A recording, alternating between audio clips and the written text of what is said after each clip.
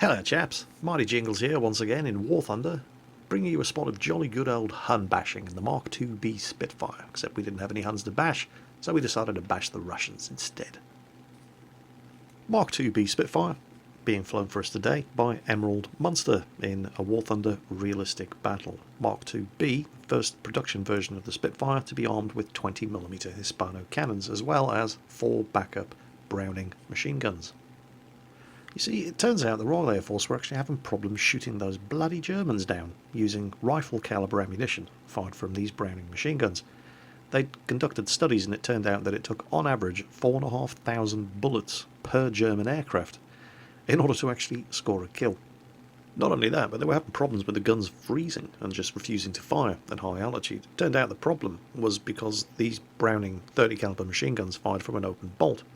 So that allowed cold air at high altitudes to blast right down the gun barrel and straight out of the breech, and basically the gun barrel would freeze solid.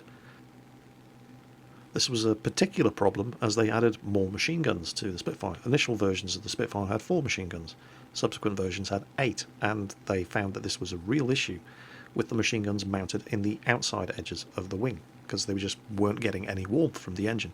They came up with a couple of ways of fixing the problem. I think in October 1938 they actually fitted ducts which channeled hot air from the engine to the wings, and that helped.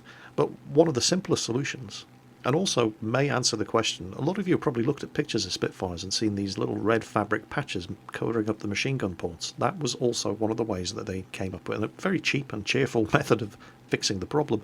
They basically protected the gun barrels. They get blown off as soon as you'd fire, but up until that point they kept the guns nice and, well, not toasty warm, but they stopped them from freezing up. So the guns are all nice and cosy and warm, and they're now working perfectly. The only problem is that even when they were working perfectly, remember, it was taking 4,500 bullets per target in order to score a kill on German aircraft. Rifle caliber ammunition just didn't have the stopping power. So back to the drawing board, we're going to need bigger guns. Step forward, the Hispano 20mm cannon, which debuted on the Spitfire Mark IIb, as you can see here. 2 Hispanos, backed up by 4 Browning machine guns. Just going to interrupt the history lesson for a second, just to explain what's going on. Emerald Munster was going to go for that Ilyushin 4 bomber, but there's a Wellington down there calling for assistance. He's been dived on by a whole bunch of enemy fighters, so he's going to assist the Wellington. Now the Wellington gets hit and set on fire. I think there are 2 of them on him. The Ilyushin 4's been shot down by another friendly, and as Emerald Munster is diving on the bandits who are harassing the Wellington, he spots what looks like a P-39 coming up behind him. He's got a good amount of speed built up, however, and the Wellington has managed to hit, I'm not sure what that is, a Yak or a P-40? He's down, but he's definitely not out. In fact, that doesn't really look like a fire at all, it looks more like a fuel leak, because he's definitely turning back in to intercept the Wellington. He stays on this guy's tail, determined to defend that friendly bomber, and it is a Yak 7B. Scores a couple of hits, and he's got him. So the Wellington's home free for now. Now what about that P-39 that was on his tail? He's gone high. There he is. Oh no. No, there's another one. That's the P-39 there. I don't know why he's not going after Emerald Munster. They're determined to take the Wellington down. In fact, they're all focusing on that Wellington. He checks his 6, and there's another one. There are now 3 enemy fighters up here. Well, Munster's got a bandit on his tail, so the Wellington's going to have to look out for himself for the moment. He goes vertical, rather than immediately trying to turn. I think it was a P-39. Flies by. He loops around.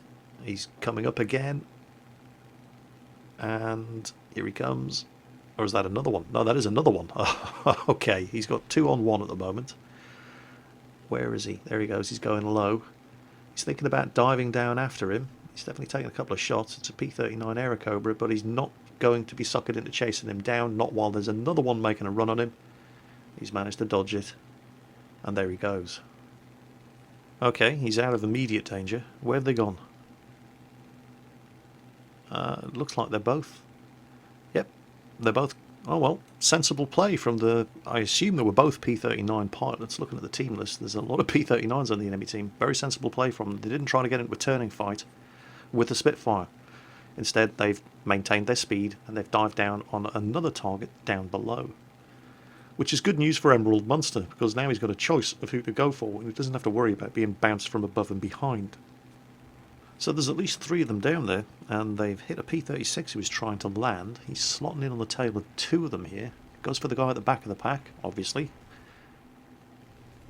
Yep, he's on target. He's going to have to control his throttle here. He picked up a lot of speed in the dive. He doesn't want to overshoot him and end up in front of his guns. He's hit him. He's on fire. He's probably finished. Throttles up again. Yeah, he's finished. Checks his 6. There is another bad guy back there, but he's being engaged by another friendly. Throttles up again. Starts going for a tail chase on this guy, who's on the tail of... I'm not sure what the hell that is. Doesn't matter what the friendly aircraft is. It's a friendly aircraft with a bandit on his tail. He needs help. So he's closing the distance in on that... probably P-39. He's almost within gun range. Stops to check behind him, and that's bad news. There's one on his tail. This is where things start to get a little bit complicated. There's a bandit on his tail, but the bandit may not be aware that there's a friendly on his tail. Unfortunately, he's starting to get a bit too close for comfort. In fact, he's already started shooting, scored a hit, it's not critical, so Munster abandons the tail chase on his original target, goes evasive, loops up high, manages to shake this guy, and then where the hell did he come from? Okay, so there's another enemy fighter. He starts setting up for an attack on this guy, and the angle is pretty good. And there comes another enemy fighter from directly ahead, possibly the guy he was originally chasing. A friendly has been shot down. It could have been the guy that guy was chasing, but we'll worry about it later. Right now, there are 3 enemy fighters. Far too close for comfort. That was a decent stab at going for that Airacobra. Didn't quite pull it off. Kills the throttle, tries to turn inside him, realises he's not going to do it, turns, flick rolls, takes a hit. I think he may have scored a hit on him. No time to worry about it now. He rolls, pulls back on the stick, and loops around on the tail of another enemy Airacobra who is going after yet another friendly. There's all kinds of friendlies turned up at the moment. Scores the kill on one of the Airacobras. Now, the airspace is starting to get very, very crowded here.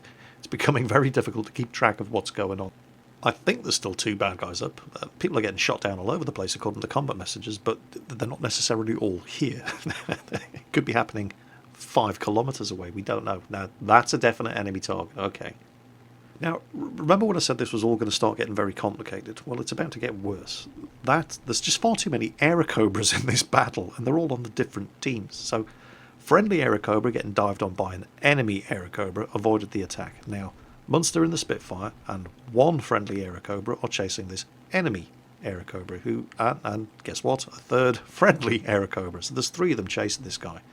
Munster turns around to check behind him, and yet another Airacobra, enemy this time, diving on the 1st friendly Airacobra, and by the looks of it, killing the 1st friendly Airacobra. And Munster's next, so he goes evasive, manages to avoid the attack,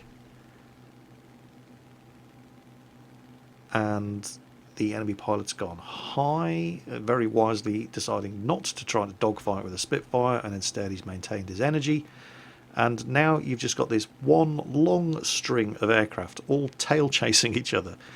Enemy at the front, a couple of friendlies, another enemy, and now Emerald Munster picking up the rear. Unfortunately, with all that burning and turning he was doing, he no longer has the speed to catch up with these guys. Actually, hang on. Looking at the combat messages, it turns out that one of the friendly Airacobras was actually a friendly Corsair, because he's just managed to do some critical damage to an enemy Airacobra. So that's good news. Hopefully, it's the guy in the front. And then, unfortunately, again, checking the combat messages, well, that little splash that you can see down there, that's the friendly Corsair. So, not good. So it's gone from being 3-on-2 to 2-on-2, but that's alright. Those are still good fighting odds.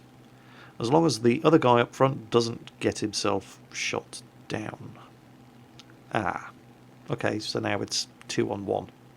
Again. If you need a job doing properly, you're just going to have to do it yourself, aren't you, Munster? Okay, so he's now up against 2 enemy fighters. Time to show you what the Spitfire can do. Check this out. Look at that flick roll. This was such an agile aircraft. This guy's not getting away. No chance. There you go. That's the stuff. Trying to dogfight with a Spitfire. What are you thinking of? Not an Airacobra. This thing was so agile in the early versions of the production models. The chief test pilot at the Castle Bromwich factory that built most of the Spitfires, Alex Henshaw, said that he absolutely adored the early versions of the Spitfire, the Mark II and the Mark V in particular. You could see how agile they were by doing a quick test. You just put the thing into a flick roll and see how many rolls you could get. With the Mark II, you could get 2.5 rolls. By the time you got to the Mark IX, heavier aircraft, you were lucky to get 1.5. Oh, hang on. There's the last enemy aircraft. Well, it's not the last enemy aircraft, but it's the last one in the immediate vicinity. There's still a Lag 3 somewhere on the map as well, but we haven't seen him the entire game. This is probably the one that was critically damaged by the Corsair before he ended up in the drink. And he ain't gonna get away from Emerald Munster. Come on, Munster, you got this guy. He's not moving very quickly. Almost there. In range. Scored some hits. He's got a crit or something. He's forced him down into the trees. Yeah. Well, hey, counts as a kill. Well, Emerald Munster seems to have done quite well for himself. 5 kills. He's an ace in 1 flyout. Not bad at all. But he's taken a couple of hits. Nothing serious, but, you know, the airframe's damaged. He's got to be running low on ammunition by now, and he's right next to where he started, so he's going to put this thing down, get the thing rearmed, and then go looking for that last Lag 3, who's probably sweating bullets at this stage. Speaking of bullets, another little story about the Mark IIb Spitfire prototype, which was first flown in combat by Pilot Officer George Proudman in January 1940. Things didn't go quite according to plan. He pulled the trigger, one of the guns fired 1 shot and seized up, the other gun managed 30 shots before seizing up. After that, he was down to his 4 Browning machine guns once again, so a less than auspicious start, and wow, that was a good landing. Emerald Munster clearly doesn't belong to the Jingles school of landing. That was absolutely perfect, light as a feather. Well done. So, the Mark IIb Spitfire. Light, responsive, agile, and well armed, at least once they'd sorted out the problems with the ammunition feed on the 20 mils. The only problem, of course, is that agile and responsive might be fun to fly, but it isn't always particularly effective. Agility isn't everything in a fighter. It's nice to have, but speed and power tend to be more important and more useful most of the time. Just ask the Japanese how well agility worked out for them in their Zeros against Corsairs and Hellcats in the Pacific. So out of necessity, the Spitfire got heavier and more powerful. Wasn't as much fun to fly though. Not quite sure what's going on here, by the way. Munster's taken off to go after that last Lag. There's still a functioning pilot on both teams. The enemy team are in control of all of the flags, but for some reason War Thunder decided that it was their turn to lose. All of their tickets just disappeared. Bizarre. But I'm sure Emerald Munster isn't complaining.